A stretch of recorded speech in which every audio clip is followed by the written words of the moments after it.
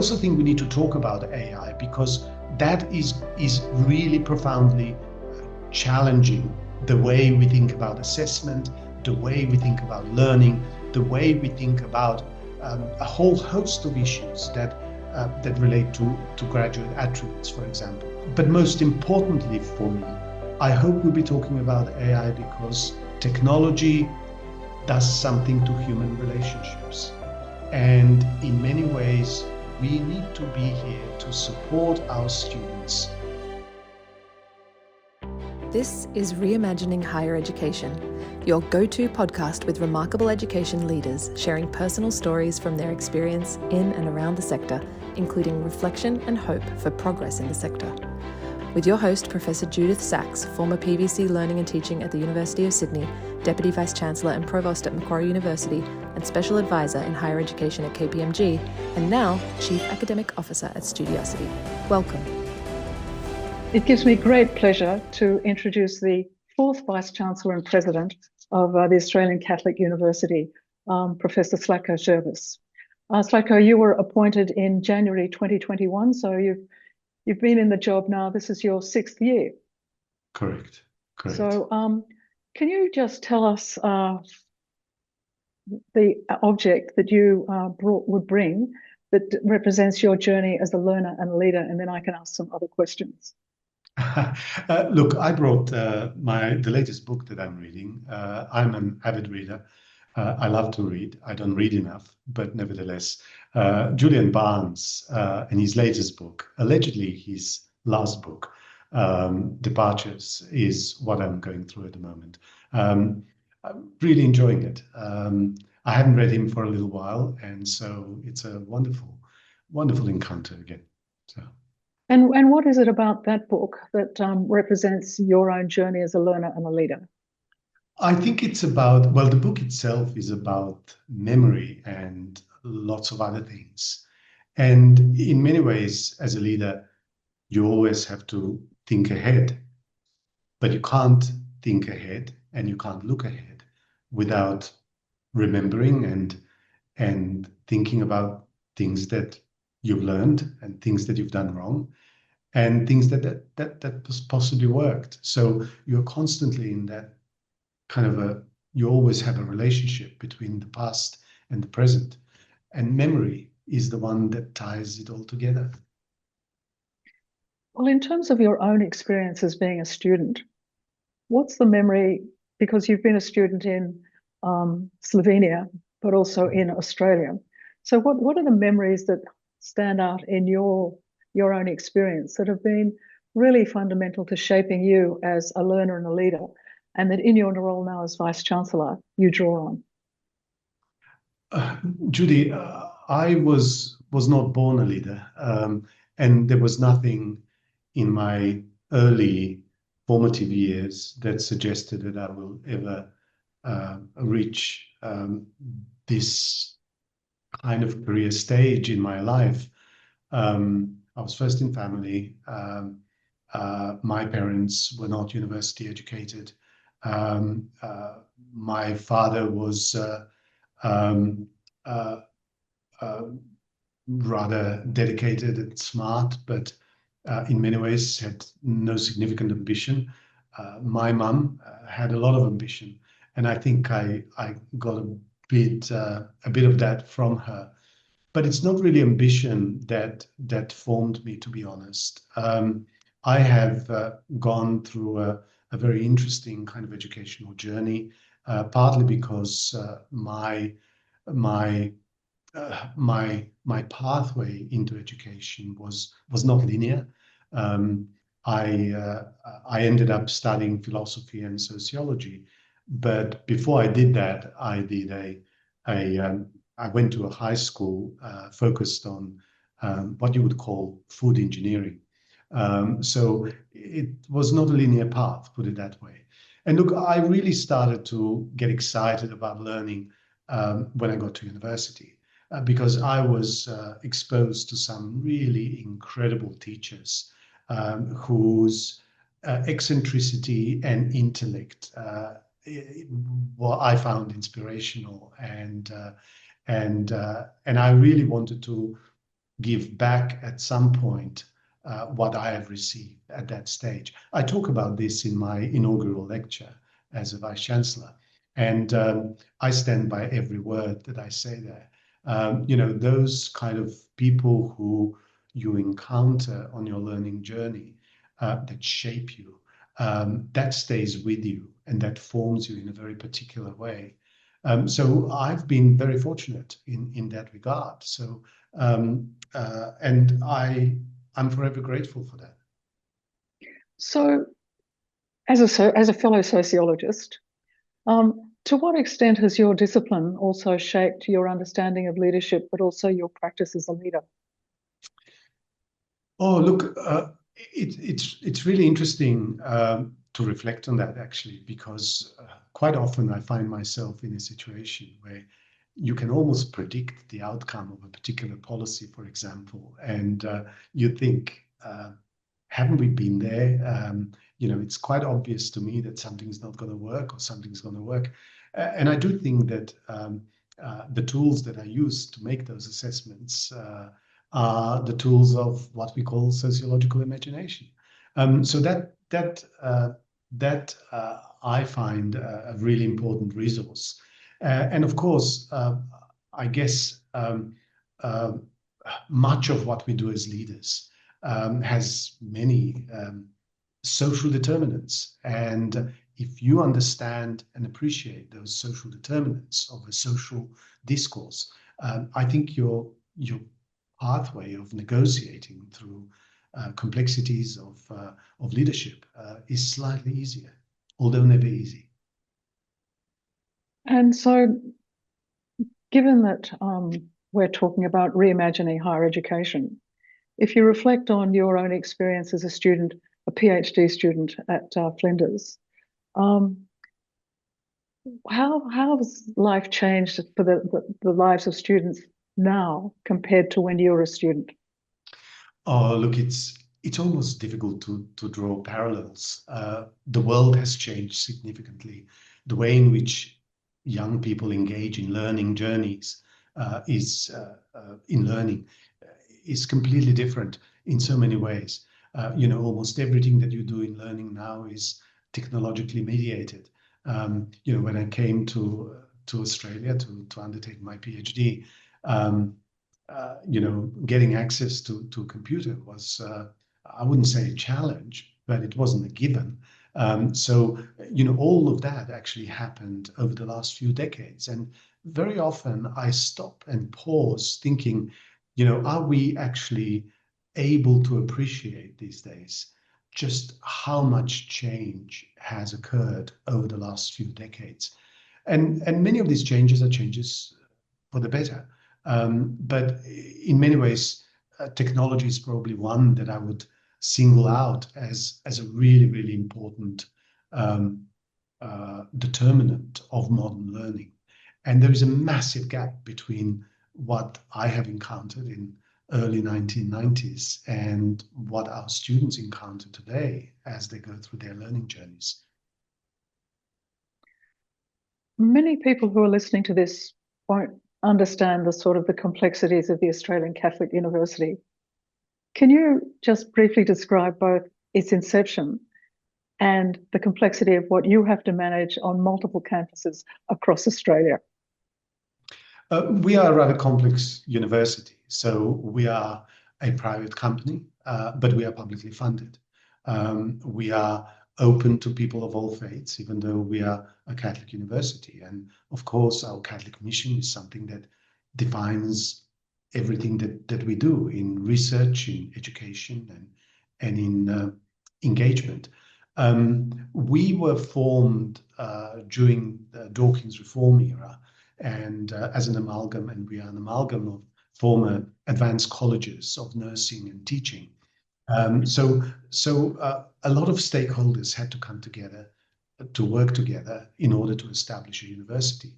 And our beginnings were really quite challenging, I think, looking back at the history of this institution.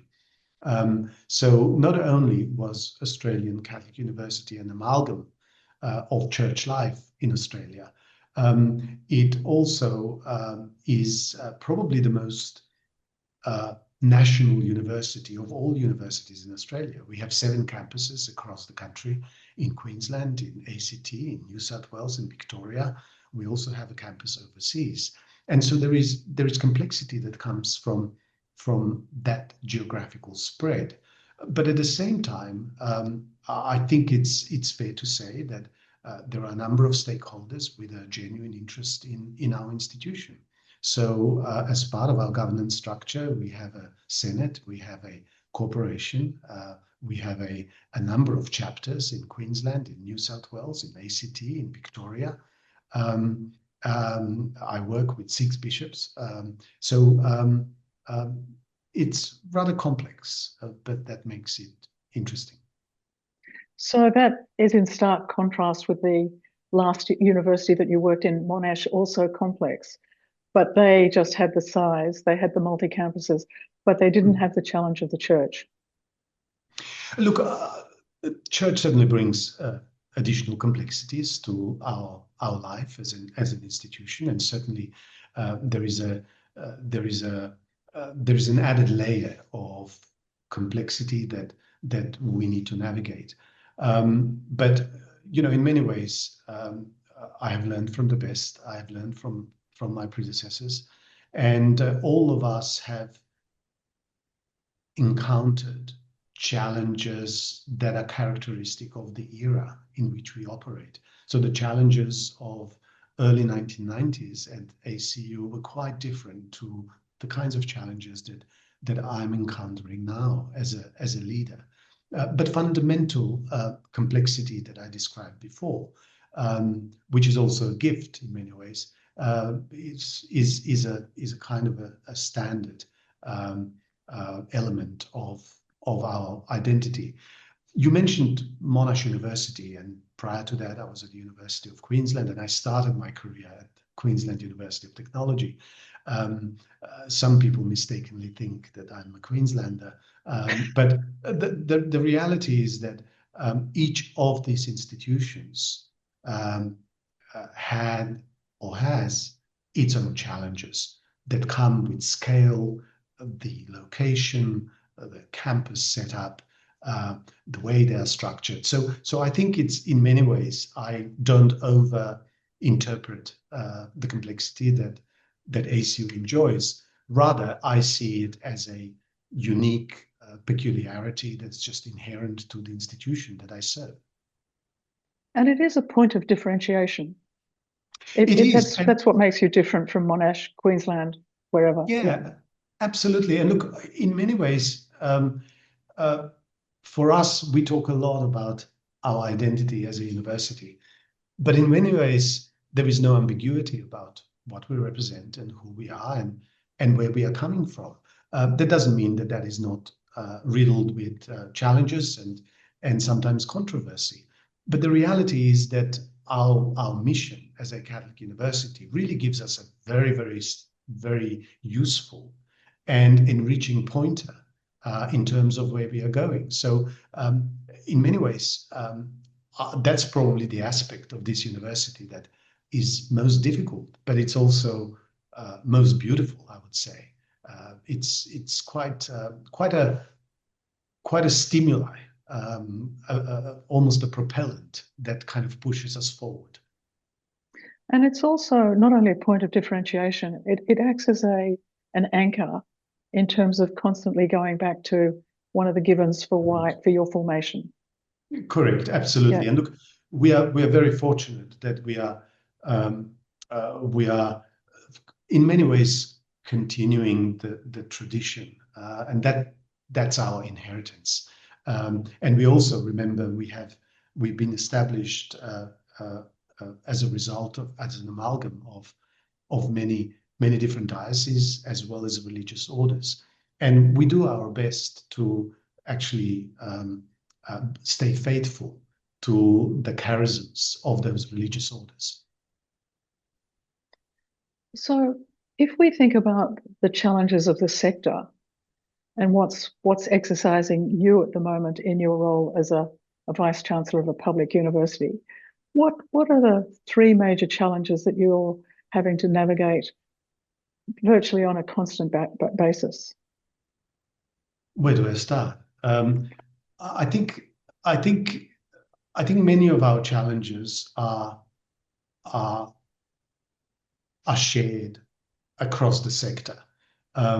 Although we are unique in terms of our Catholic identity and the fact that we are an incorporated body, I think the challenges of navigating through the current environment and complexity of the environment, that's a shared challenge with other institutions. I almost don't know which one I would preference. I would prioritize. One of the things that I'm absolutely acutely aware is maintaining financial viability of the institution. And, you know, in many ways, I like to default to this saying that no money, no mission. And, you know, if we don't generate revenue, if we don't generate margin, we cannot do things that we are implicitly and explicitly asked to deliver as a Catholic university. So financial sustainability is really quite critical dimension of what we are trying to what I'm focused on, and we worry about this day in, day out. At the moment, we are doing really well. You know, we've had a couple of really good years, and I'm pleased to say that in a couple of days we are going to have our AGM, and I'll be able to present some really good figures. But the reality is that this is a constant, not constant struggle, but it requires a constant effort to ensure that you optimize your resourcing, that you're not defaulting to some sort of stinginess syndrome where you almost paralyze everything because you're trying to penny pinch. You know, you need to strike the right balance between prudent management of resources and strategic direction that you are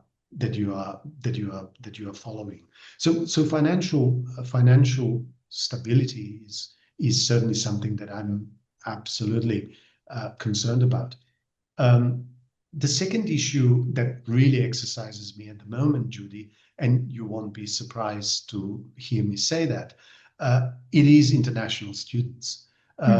You know, I always say to people, you know, you should listen to vice chancellors like myself. I'm not representing an institution with a large percentage of international students, but international students play a really, really important role in our campus life and in our classroom life. They kind of change the way we learn just by virtue of having that kind of demographic mix. But at the same time, they are also a key factor that supports our sustainability as a sector, and that dependency on international revenue is not of vice chancellors making, it's not of universities making. It's part and parcel of a long-standing approach of successive governments to funding of university education. The third thing I would like to mention is probably the way in which we are facing a very uncertain policy environment. And I can give you a number of examples that illustrate that challenge. But the reality is that the predictability of funding, of regulatory regime, all of that is in almost constant flux. And universities are trying to respond to those challenges that are thrown at us on an ongoing basis. And it's often a struggle because it requires an awful lot of paperwork, I could say, that we need to fill out, just in order to kind of maintain the license to operate, as it were. Now, I'm not dismissing this challenge, this regulatory burden and regime and uncertainty of policy environment. I'm not dismissing that as as something that is a product of ill conception by the government or something like this. But it's symptomatic of a broader complexity of our social and cultural setup. We live in uncertain times, and that's all reflected in a way in which we guide our institutions through this period of uncertainty. And central to that sort of period of uncertainty is public trust of universities, and the sense of students that they are spending a lot of money purchasing a degree, that they want to be assured that the standards and quality are there. And so that sort of value for money, value to the student, value to the society, is also one of the silences. But it's also very, very wary for me and for you in terms of your purpose and fit for purpose of the degree in the institution. So how are you managing that ambiguity between policy dissonance and the practical realities? Look, it's not easy, of course, but it's easier if you remain focused on your purpose. And our purpose is education, and our purpose is to support our students on their learning journey. And so I think once you zero in on that purpose, then I think you deal with all those ancillary challenges as something that simply enables you to stay focused on the core business. I'm not sure if that makes much sense, but this is now constant. Both dimensions are really equally important to keep those I suppose externalities at bay, but also focusing on things that really should matter to us as institutions of higher learning. Look, I'm really pleased to say that our students are really quite happy. We are number 2 among publicly funded universities in terms of student experience. Number 5 if you remove the private institutions. But that's a really important indicator to me that we are doing something right. Now, that doesn't mean that we should relax and say, oh, we don't need to worry about this anymore because we are so good at it. The reality is that we obviously do something right. We obviously need to continue to invest into a good student experience. We need to continuously stay vigilant in terms of all those different factors that potentially negatively impact both on student experience and on broader student journey. And I think we are succeeding in that. I mean, we could do much better. Of course, we could do much better. All of us could do much better. But I think it is really about that kind of constant posture that allows you to stay alert, that allows you to stay focused on the core business of our university. So what is it that you're doing that students really like? I mean, to be number 2, congratulations. But what can others learn from you?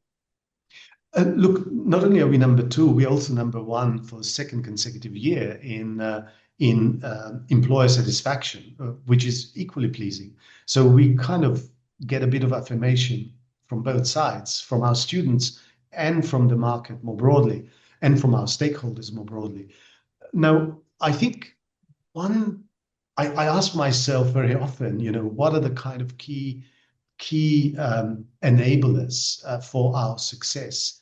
And one of the things that does come to mind is we are a middle-sized university in Australia. We have about 35,000 students, and that puts us in the middle of the rank of universities. But we have 7 campuses. So although we are relatively big nationally, we are always relatively small locally. So our campuses do have a sense of a small community. Our largest campus, and I'm currently in Melbourne at our St. Patrick's campus, we have just over 10,000 students. And that's quite big. But if you compare that with some other campuses of other universities, that's really quite small. So I think there is a real distinctiveness that emerges out of that community-focused context that our campuses represent. And some of our campuses are relatively small. For example, in Ballarat, we have about 1,100 students, for instance. In Queensland, we have about 5,000, and so on and so forth. So I think it's really that sense of Gemeinschaft, the sense of community that we not only are able to enable because of our scale, but also because that's really what we want to do as a mission-focused university. And I think there is a really positive response from students that arises out of that kind of context. If we were having this conversation in 3 years' time, what do you think we'd be talking about? Well, your question challenges me to think about what was I thinking about 3 years ago, because that's possibly the way of answering your question. Look, I think that the policy turbulence or uncertainty, I should say, is going to continue. I just can't see any way out of it at the moment. I am hoping that we are not going to talk about certain things. I'm hoping that we are not going to talk about whether there is value in bringing international students into this country. I hope that we are not going to, and we didn't talk about this, we are not going to talk about social phenomena that have been so damaging to higher education in this country. I hope that we are not talking about the critical condition of some of our universities in terms of financial viability. So I would rather define the future as what we don't want to talk about rather than what we are likely to face. The reality is that we live in uncertain times. A lot can happen as a result of geopolitics, as a result of technological shifts, and as a result of changes to our social fabric. So let's see where this takes us. One of the things that we wouldn't have been talking about 3 years ago is AI. Mm-hmm. Will we be talking about AI in 3 years' time, or will it just become part of the wallpaper and we will have managed it? I don't think it will be part of the wallpaper, but I also think that and I'm also hoping that we will talk about AI, and there are several reasons for that. One is that we will probably still be in a phase of adaptation to that technology, and if you look at, I use Copilot for example.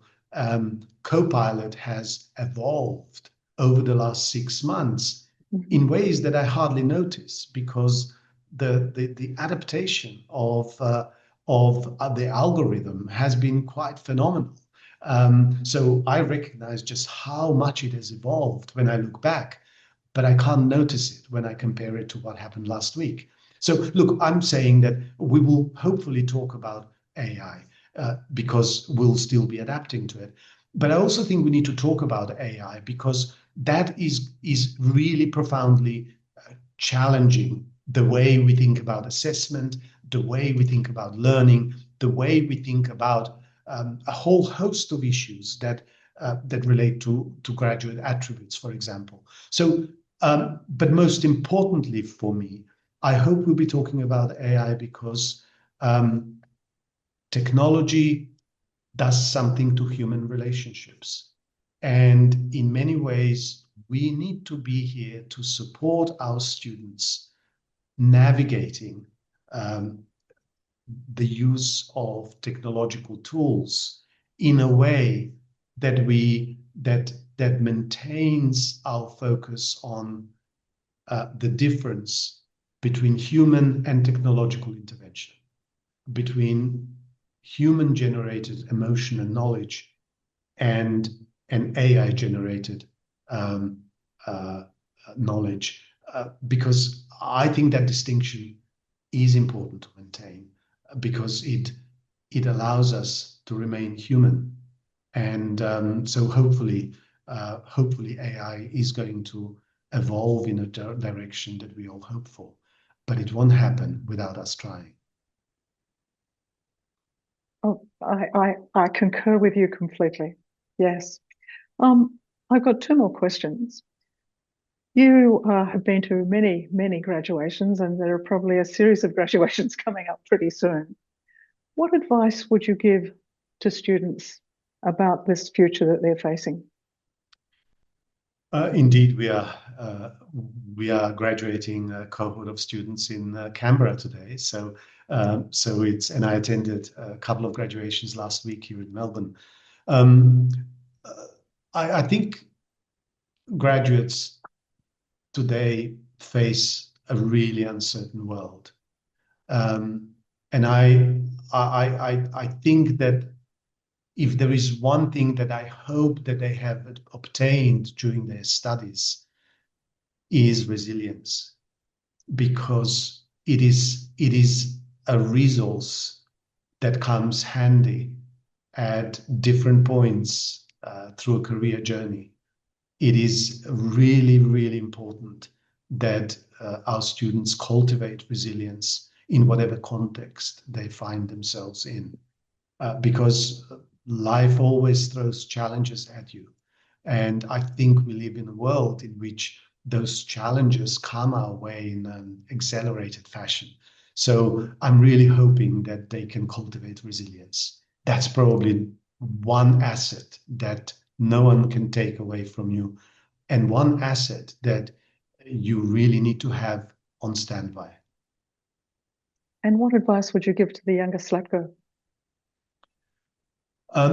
It would be a very similar advice that I would give to graduates today. I think I have learned sometimes the hard way about how important it is to stay focused and stay resilient. Anyone who is in a leadership role has to reach into those depths that you didn't know exist. And so I don't think that I would give myself a different advice to the one that I would be giving to others. It would be inauthentic for me to do that. But it's also true that resilience is probably something that's in short supply today. Zlatko, this has been a most interesting, engaging, and educative conversation for me. I hope that you too have enjoyed it, and I did indeed. I think that the complexity of your job, I'm glad that you enjoy a good book. Thank you so very much, Judy, and thank you very much for the opportunity to engage in this conversation. You have been listening to Studiosity's podcast, Reimagining Higher Education, candid conversations within higher education, sharing stories of leadership, change, and best practice in teaching and learning. Visit studiosity.com.